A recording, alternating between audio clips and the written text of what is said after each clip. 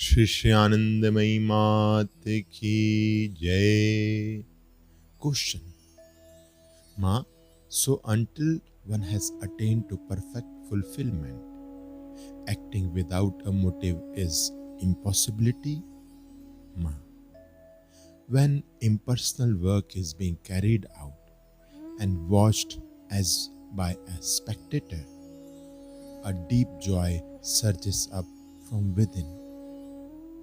If at that time the body gets hurt, even this becomes a source of happiness. Nevertheless, this welling up of joy is not identical with self-realization. The thrill of delight brought about by impersonal work is his delight becomes one's own, his gladness felt as one's own. A stage has been reached where happiness is bound up with him. In this condition, since one has lost interest in worldly pleasures, a great deal of work can be done in a perfect way. And even if despite one's utmost efforts, some task has not succeeded fully, one does not feel disturbed. For everything has its place. Here also His will prevails. Do you not see what an exquisite path this is? But the aforesaid holds good only when action is not tainted by a sense of possessiveness. However, even this state is by no means self-realization. Why not? Whether with or without desire, it is work that is referred to here. Although done impersonally, the action still remains separate from the doer. Whereas, where the self is and nothing but the self, there the Guru, his instructions, the work cannot each exist separately.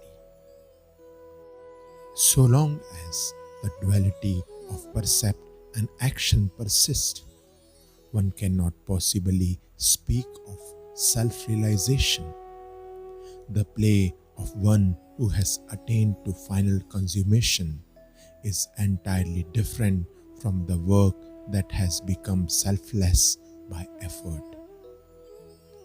This has been explained here in reply to your question. Even when the state of samadhi has been reached, during which one seems to be wholly absorbed within, this also is still a state. Yet, when by his spontaneous inner process, antarkriya, the veil is lifted, then the vision of reality may come about. It can never come through outer activity, such as the attempt to efface desire. Another thing, Pitaji, there was a time when this body tried to carry out to the very letter anything Bholanath asked for. But when he saw that this body became rigid, that it was incapable of performing certain types of worldly actions, unable to bear them, he himself mostly and gladly took back his request. This is how, notwithstanding that some tasks could not be attended to, strict obedience was being observed in one sense. However, one day the husband of Bholanath's sister, Khushari Mahashay, came on a visit. When he saw that this body obeyed Bholanath in all matters, he felt annoyed and exclaimed, "Have you no opinion of yours own? Have you to consult your husband about every little detail? What a state of affairs!" Suppose he asks you to do something wrong. Would you obey then also? He got the reply.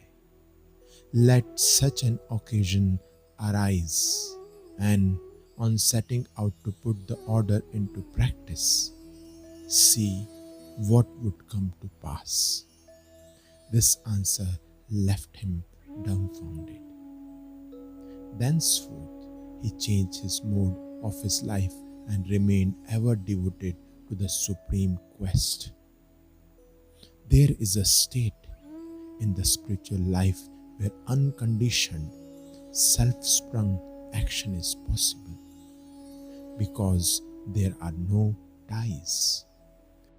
And where no ties exist, there is no danger and no wrong path. One cannot take a false step. Shri Anandamayi Mat ki Jai.